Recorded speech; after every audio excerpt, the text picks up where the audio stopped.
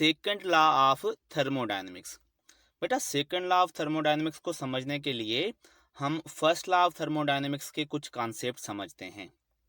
First law में जो cyclic या आइसोथर्मल प्रोसेस होते हैं, इन दोनों में change in internal energy zero होती है। और इस कंडीशन में अगर हम first law of thermodynamics apply करेंगे और यहाँ पर इंटरनल एनर्जी की चेंज के बदले ज़ीरो रखेंगे, तो फिर बेटा वर्क जो है वो हीट के बराबर हो जाएगा। ठीक है, यानी वर्क डन जो है वो हीट सप्लाइड के बराबर हो जाएगा।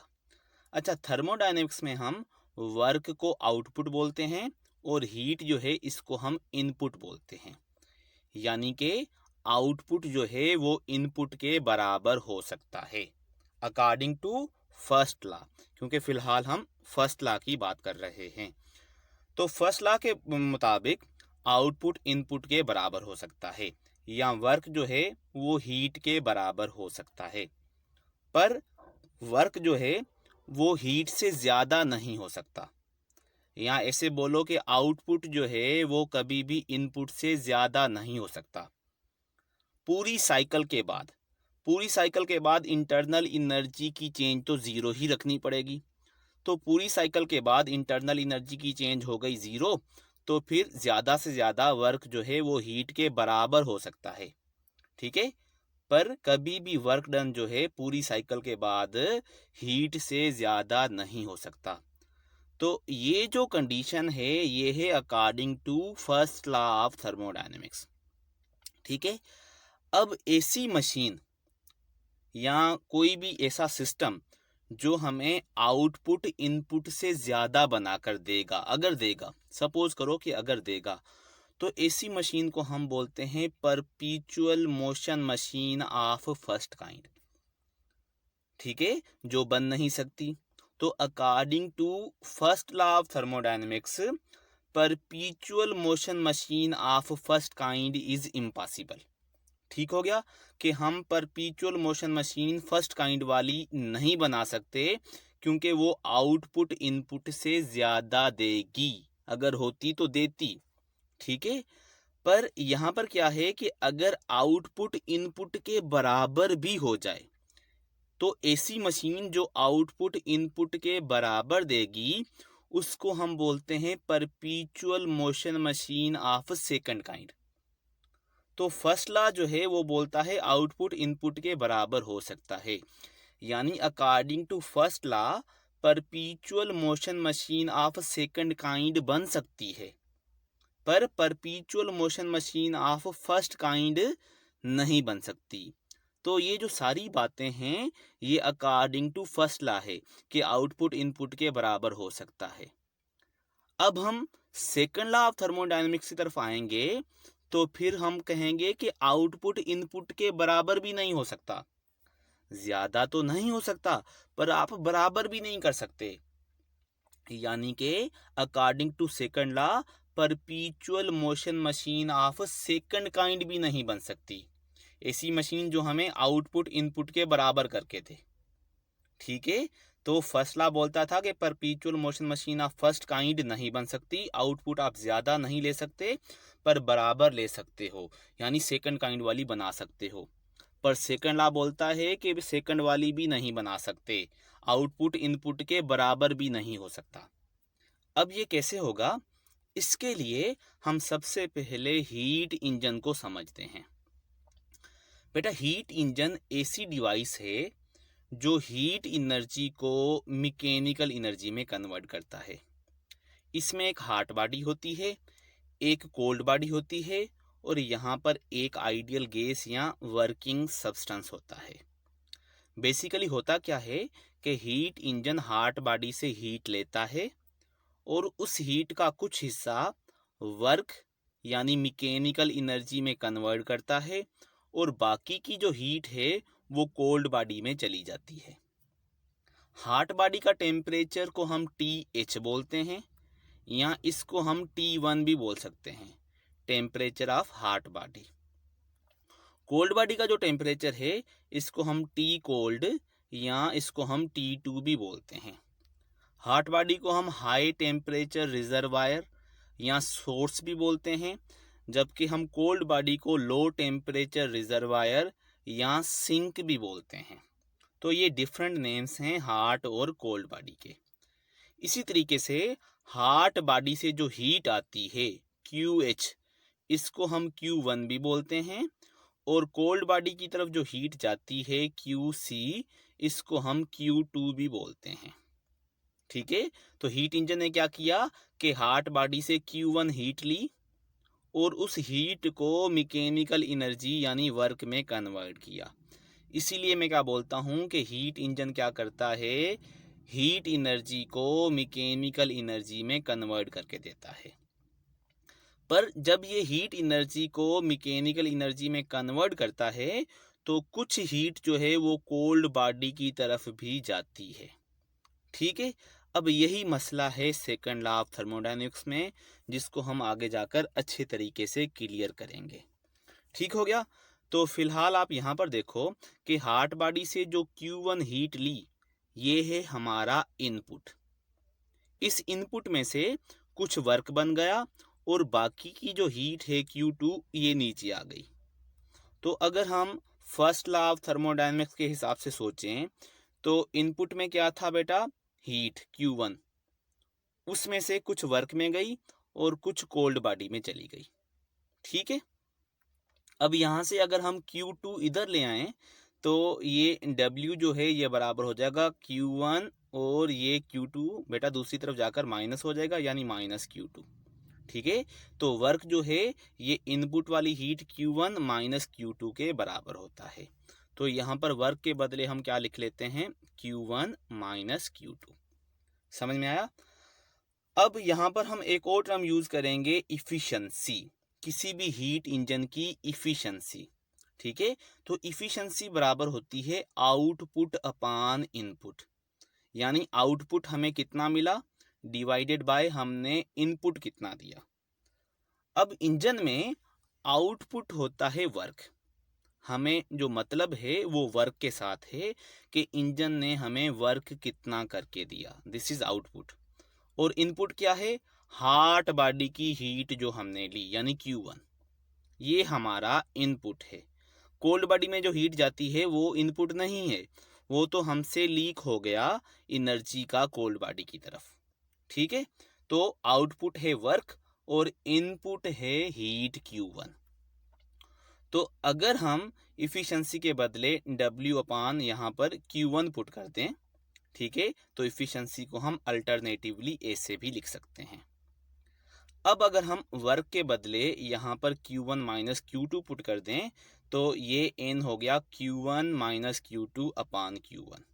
ठीक है, यहाँ ये जो Q1 है ये इसके नीचे और इसके नीचे दोनों के नीचे है, तो सॉल्व करने से ये क्या हो जाएगा, Q1 अपान Q1 1 माइनस Q2 अपान नीचे Q1। ठीक है, तो ये इफिशिएंसी के वेरियस फार्मूले हैं। बेटा याद कर लो, ये जो इफिशिएंसी के फार्मूले हैं ये एक जर्नल हीट इंजन के लिए हैं। ठीक है, एक जर्नल हीट इंजन जो प्रैक्टिकली यूज होता है, और इसकी इफिशिएंसी जो है ये बहुत सारे फैक्टर्स पर डिपेंड करती है। इसकी इफिशिएंसी इस बात पर भी डिपेंड करती है कि ये जो हीट इंजन है इसमें वर्किंग सब्सटेंस कौन सा है, इसके अंदर फ्रिक्शन कितना है, ठीक है, इसकी साइकिल कैसी है। तो ये जो जर्नल हीट इंजन है जिसकी इफिशिएंसी जो है वो ज़्यादा से ज़्यादा 25 से 35% होती है। इफिशिएंसी इस बात पर भी डिपेंड करती है कि ये इंटरनल कंबस्चन इंजन है या एक्सटर्नल कंबस्चन इंजन है। तो ये एक जर्नल प्रैक्टिकल हीट इंजन है जिसकी इफिशिएंसी के फार्मूले ये वाले हैं, और इफिशिएंसी इसकी काफ़ी सारे फैक्टर्स पर डिपेंड करती है, जिसमें फ्रिक्शन भी आ जाता है, जिसमें इसकी साइकिल भी आ जाती है, इसका वर्किंग सब्सटेंस की नेचर भी आ जाती है, इंटरनल एक्सटर्नल कंबस्चन है ये भी आ जाता है। अब कार्नाट ने हमें एक आइडियल इंजन बना कर दिया, ठीक है, जिसको हम कार्नाट इंजन बोलते हैं। ठीक है, उसको भी हम आगे जाकर देखते हैं, लेकिन उससे पहले हम एक कॉन्सेप्ट पढ़ते हैं जिसको हम बोलेंगे एंट्रोपी। ठीक है, अब एंट्रोपी क्या है, इसको हम डेल्टा एस से रिप्रेजेंट करते हैं। यानी चेंज इन एंट्रापी। यहाँ पर हमें जो मतलब है वो एंट्रापी की चेंज के साथ है। तो change in entropy is equal to change in Q upon T. किसी भी सिस्टम में या किसी भी ऑब्जेक्ट में जितनी हीट आई जाएगी डिवाइडेड बाय एब्सल्यूट टेम्परेचर, इस रेशो को हम क्या बोलेंगे, चेंज इन एंट्रापी। यानी एंट्रापी की चेंज को कैलकुलेट करने के लिए हीट जितनी इंटर या रिलीज होती है और जिस टेम्परेचर पर वो रिलीज होती है, इसको डिवाइड करने से हमें एंट्रापी की चेंज मिलेगी। बेटा यहाँ पर ये याद रख लो कि ये जो टी है ये एब्सल्यूट टेम्परेचर है। यानी अगर आपको टेम्परेचर सेंटीग्रेड या फ़ारेनहाइट वगैरह में मिला है तो उसको आपने केल्विन में कन्वर्ट करना है। और ये टेम्परेचर की चेंज नहीं है, टेम्परेचर है। यानी एग्जैक्ट एब्सल्यूट टेम्परेचर कितना था जब किसी बॉडी में हीट आई या गई। ठीक है, तो एंट्रापी का यूनिट क्या होना चाहिए, जोल पर केल्विन। वैसे जोल पर डिग्री सेंटीग्रेड भी हो सकता है, एसआई में क्या होगा, जोल पर केल्विन। ठीक है, अब इसका प्रॉब्लम किस तरीके से आएगा, मिसाल के तौर पर एक बॉडी में इतनी हीट आई और इस टेम्परेचर पर आई, उसको आपने केल्विन में कन्वर्ट करके इस रेशो को मालूम करना है। अब अगर किसी बॉडी के अंदर हीट जाती है, यानी जब किसी सिस्टम के अंदर हीट एब्जॉर्ब होगी, तो फिर बेटा उसको हम पॉजिटिव एंट्रापी चेंज बोलते हैं। यानी एंट्रापी इंक्रीज होगी। अगर हीट एब्जॉर्ब होती है तो एंट्रापी इंक्रीज होगी, और अगर हीट जो है वो रिलीज होती है तो एंट्रापी डिक्रीज होगी, और हम डिक्रीज को इस माइनस साइन के जरिए रिप्रेजेंट करेंगे। ठीक है, अब ओवरऑल क्या होता है कि आपको पता है कि हीट हॉट बॉडी से कोल्ड बॉडी की तरफ जाती है। आप सपोज कर लो कि एक सिस्टम में से एक जूल हीट एक पॉइंट से दूसरे पॉइंट पर गई, तो निकली भी एक जूल और गई भी एक जूल। ठीक है, पर heat always flow from hot to cold body. तो इस जगह पर अगर हम देखें कि जिस पॉइंट से निकली वहां पर एंट्रापी डिक्रीज हुई होगी। सपोज करो जिस पॉइंट से निकली वो हॉट बॉडी है और हॉट बॉडी का जो टेम्परेचर है वो है 10 केल्विन, तो फिर एंट्रापी का चेंज कितना आया होगा, 1/10। और माइनस में, क्योंकि हॉट बॉडी से हीट निकली है, तो 1/10 क्या होता है, 0.1। तो हॉट पॉइंट से जिस जगह से 1 जूल हीट निकली है 10 केल्विन पर, वहां पर एंट्रापी हो गई डिक्रीज, यानी -0.1 जूल पर केल्विन। पर ये जो हीट है 1 जूल, ये हॉट पॉइंट से निकलकर कोल्ड पॉइंट की तरफ गई, तो कोल्ड पॉइंट में तो इंटर हुई, तो वहां पर एंट्रापी हो गई होगी इंक्रीज। और कोल्ड पॉइंट का जो टेम्परेचर है वो 10 केल्विन तो नहीं होगा, 10 से कम होगा। लेट हम सपोज कर लेते हैं कि वो 5 केल्विन है। तो कोल्ड पॉइंट की जो एंट्रापी चेंज है, एक तो वो पॉजिटिव होगी क्योंकि कोल्ड पॉइंट में हीट गई है, और उतनी ही जाएगी, हीट जितनी निकलती है उतनी ही आगे जाती है। तो गई तो 1 जूल, पर क्योंकि कोल्ड पॉइंट जो है वो ठंडा है, सपोज करो वो 5 केल्विन पर था, तो कोल्ड पॉइंट की जो एंट्रापी है वो 0.2 जूल पर केल्विन इंक्रीज हो गई क्योंकि वहां पर इंटर हुई। तो डिक्रीज कितनी हुई, हार्ड पॉइंट की डिक्रीज हुई, कोल्ड पॉइंट की इंक्रीज हुई।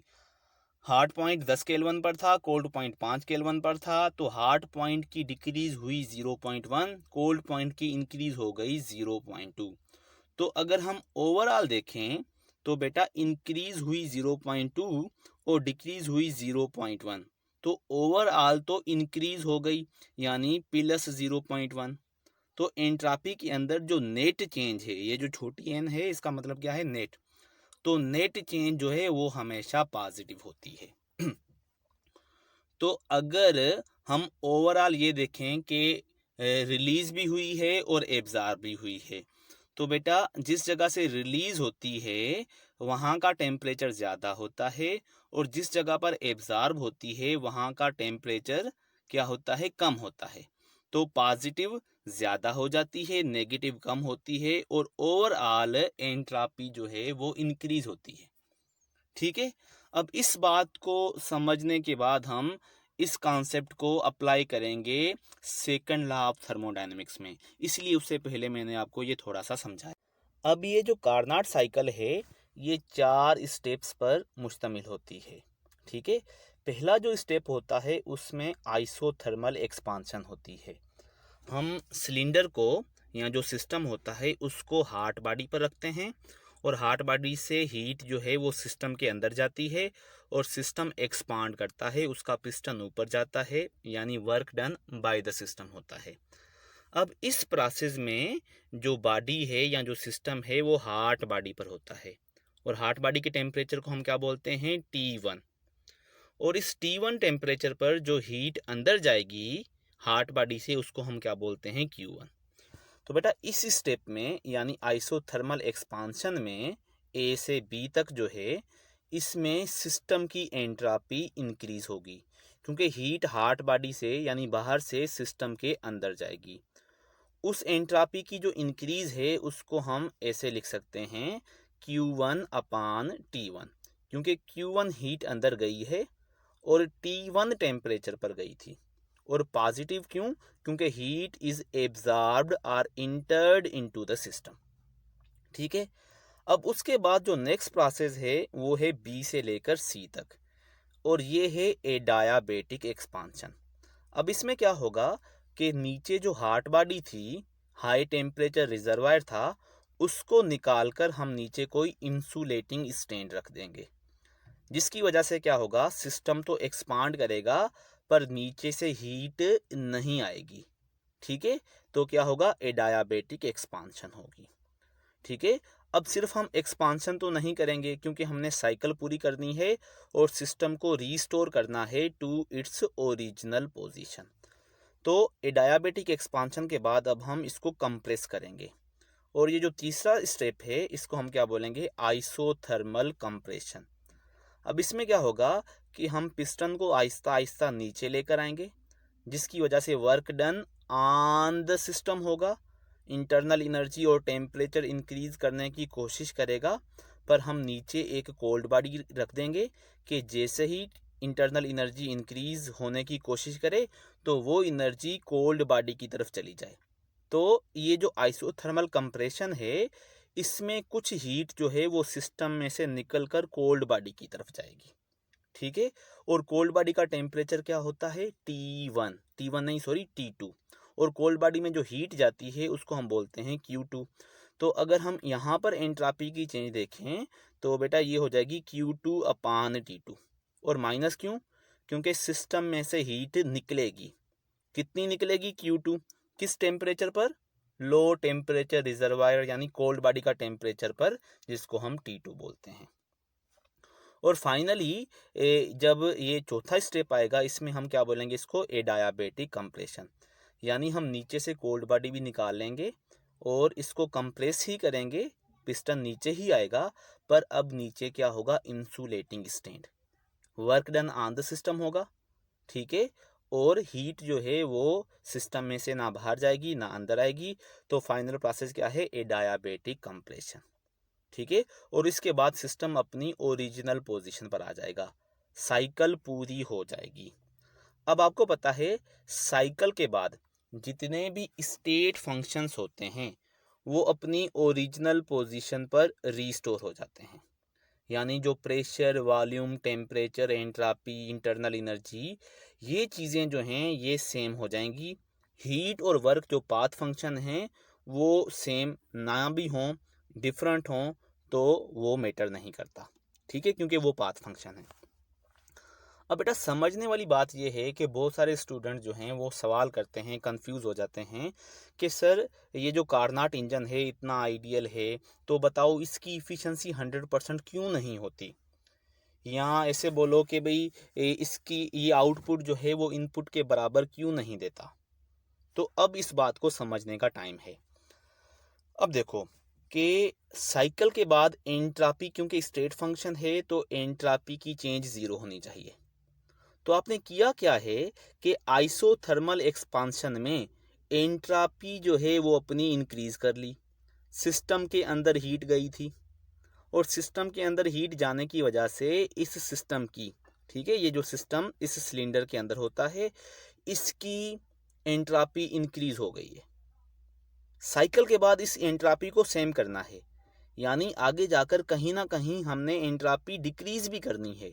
इंक्रीज की है तो डिक्रीज भी करो, और डिक्रीज करके जब घर पर आओ तो नेट चेंज ज़ीरो हो। अब यहाँ पर एक और सवाल पैदा होता है कि सर आपने अपनी एंट्रापी क्यों इंक्रीज की? इंक्रीज ना करते तो बेटा, इंक्रीज ना करते तो क्या करते? एंट्रापी इंक्रीज किस वजह से हुई है? हीट की वजह से, Q1 की वजह से। अगर हम हीट ना लेते तो फिर तो सिस्टम में इनपुट ही नहीं आता। हार्ट बॉडी से हीट ही ना लेते तो इनपुट ही ना मिलता, तो फिर वर्क कैसे करते? तो ये तो हमारी मजबूरी थी कि इनपुट हमने लेना था हार्ट बॉडी से, जिसकी वजह से एंट्रापी जो है वो +Q1/T1 इंक्रीज हो गई। अब क्या है कि कोई भी सिस्टम बिगैर हीट लूज किए अपनी एंट्रापी डिक्रीज नहीं कर सकता। इस बात को समझना कि ये जो सिस्टम है जब तक हीट लूज नहीं करेगा, यानी इस सिस्टम में से हीट बाहर नहीं जाएगी, तो एंट्रापी ने डिक्रीज नहीं होना। अगर ऐसा होता कि इस सिस्टम के अंदर ही अंदर इस जगह से हीट मूव करके यहाँ पर आ जाए और एंट्रापी डिक्रीज हो जाए, तो फिर तो सिस्टम अंदर ही अंदर अपनी एंट्रापी डिक्रीज कर लेता। पर आपको पता है कि अगर अंदर ही अंदर इस पॉइंट से हीट निकले और इस पॉइंट पर आए, तो इस पॉइंट जहाँ से निकलेगी वहाँ पर एंट्रापी डिक्रीज होगी, और जहाँ पर बेटा जाएगी वहाँ पर एंट्रापी इंक्रीज होगी। ठीक है, जहाँ पर जाएगी उसका टेम्परेचर कम होगा, जहाँ से निकलेगी उसका टेम्परेचर ज़्यादा होगा। तो ये जो दोनों प्रोसेस हैं ये सिस्टम के अंदर होंगे, प्लस ज़्यादा हो जाएगी माइनस कम होगी, तो ओवरऑल तो सिस्टम के अंदर ही अंदर एंट्रापी इंक्रीज हो जाएगी। इस वजह से अगर आपने एंट्रापी डिक्रीज करनी है तो हीट को सिस्टम से बाहर आना पड़ेगा, यानी अंदर डिक्रीज हो, बाहर भली इंक्रीज हो। ठीक है, इसीलिए हम बोलते हैं, आपके बुक्स में सेकंड लॉ ऑफ थर्मोडायनेमिक्स के हिसाब से लिखा होता है कि नो क्लोज सिस्टम, कोई भी क्लोज सिस्टम अपनी entropy bye it self decrease नहीं कर सकता। वो सिर्फ अपनी एंट्रापी डिक्रीज तब कर सकता है जब वो हीट सिस्टम से बाहर फेंके।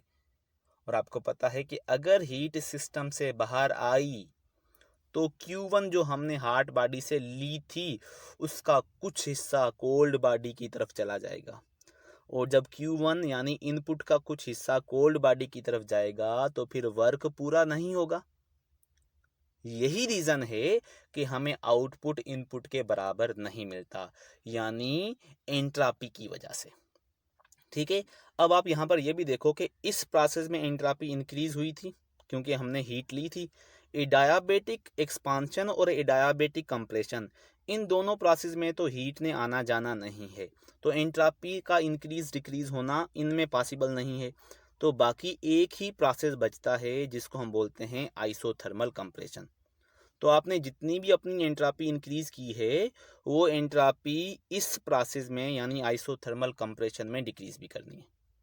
तो आइसोथर्मल कंप्रेशन में आपने क्या किया था कि Q2 हीट सिस्टम से निकाली थी कोल्ड बॉडी की तरफ, और किस टेम्परेचर पर? T2 पर। तो यहाँ पर मैंने क्या लिखा है? माइनस। माइनस क्यों? क्योंकि हीट सिस्टम से बाहर आई है। तो ये इंक्रीज थी और ये डिक्रीज थी। अब इन दोनों वैल्यूज़ को आपस में बराबर होना चाहिए, क्योंकि इनका जो सम है वो ज़ीरो होना चाहिए। साइकिल के बाद एंट्रापी की चेंज ज़ीरो होनी चाहिए। तो इसको हम इस तरीके से लिखें कि -Q2/T2 जो डिक्रीज हुई है, प्लस Q1/T1 जो इंक्रीज हुई थी, इन दोनों का सम ज़ीरो होना चाहिए। तो फिर ये जो माइनस वाला है दूसरी तरफ जाकर प्लस हो जाएगा। तो अगर हम इसको ऐसे लिख दें, Q2/T2 = Q1/T1, यानी जितनी डिक्रीज हुई थी और जितनी इंक्रीज हुई थी ये दोनों आपस में बराबर होंगी, तभी जाकर इनका नेट क्या है? ज़ीरो हो जाएगा। तो इसी को अगर हम रीअरेंज करें, ये जो Q1 है इधर आ जाए और ये जो T2 है उधर चला जाए, तो फिर क्या होता है? Q2/Q1 = T2/T1। ठीक है, इसी वजह से हम इफ़िशेंसी के फार्मूले में जिस जगह पर Q2/Q1 होता है वहाँ पर हम T2/T1 लिख देते हैं। समझ में आया कि इसको हम लॉ ऑफ एंट्रोपी क्यों बोलते हैं सेकंड लॉ को। भाई एक तो बात समझने की ये है कि एंट्रोपी कभी भी 100% नहीं हो, सॉरी, इफ़िशिएंसी कभी भी 100% नहीं हो सकती। ठीक है, आउटपुट जो है वो इनपुट के बराबर भी नहीं हो सकता। परपीचुअल मोशन मशीन फर्स्ट काइंड की तो नहीं बनती, पर सेकंड काइंड की भी नहीं बनेगी। कोई भी हीट इंजन ऐसा नहीं हो सकता जो हार्ट बॉडी की सारी हीट वर्क में कन्वर्ट कर दे। उसको कोल्ड बॉडी को भी कुछ ना कुछ हिस्सा देना है, क्योंकि हार्ट बॉडी से हीट लेकर आपने एंट्रोपी अपनी कर ली है इंक्रीज। तो जब तक सिस्टम हीट रिजेक्ट नहीं करेगा कोल्ड बॉडी की तरफ, तो क्या होगा, एंट्रोपी डिक्रीज होकर नेट एंट्रोपी जीरो नहीं होगी। और इस इंजन की या साइकिल, ये जो साइकिल है ये पूरी ही नहीं होगी। ठीक है, दैट इज वाई हम सेकंड लॉ ऑफ थर्मोडायनेमिक्स को लॉ ऑफ एंट्रोपी भी बोलते हैं। यानी no close system can decrease its entropy within the system. Its entropy either remains constant or it increases. It never decreases. Yes, it decreases when it loses the heat. Until unless it loses the heat, apart from that, its entropy can never decrease. So, इसने heat को loose करना है, तभी जाकर इसकी entropy change zero होगी। और आपको पता है हीट लूज कर देगा तो फिर वर्क पूरा नहीं करेगा। ठीक है, अब यहाँ पर अगर हम इफ़िशेंसी के फार्मूले पर आ जाएं तो शुरू में जो हमने प्रैक्टिकल इंजन की इफ़िशेंसी या जर्नल जो फार्मूला है, आउटपुट अपान इनपुट वर्क अपान Q1, यहाँ इसको हम ऐसे लिखते थे क्योंकि वर्क जो है वो Q1 माइनस Q2 के बराबर था। ठीक है, यहाँ फर्दर हम इसको ऐसे लिखते थे। ठीक है, तो क्योंकि हमने पढ़ा है कि Q2 upon Q1 is equal to T2 upon T1 ये एंट्रोपी के हिसाब से, तो फिर हम इस फार्मूले को ऐसे भी लिख सकते हैं। ये देखो T1 minus T2 upon T1, और इसको हम ऐसे भी लिख सकते हैं, यानी Q2 अपान Q1 के बदले T2 अपान T1। तो ये जो फार्मूले हैं ये कार्नाट इंजन यानी आइडियल इंजन के हिसाब से। अब यहाँ पर ये जो T2 अपान T1 हैं ये एब्सोल्यूट टेम्परेचर हैं, यानी आपने ये जो टेम्परेचर है ये केल्विन वाले लेने हैं। ठीक है, सेंटीग्रेड वगैरह में हो तो उसको केल्विन में कन्वर्ट करना पड़ेगा।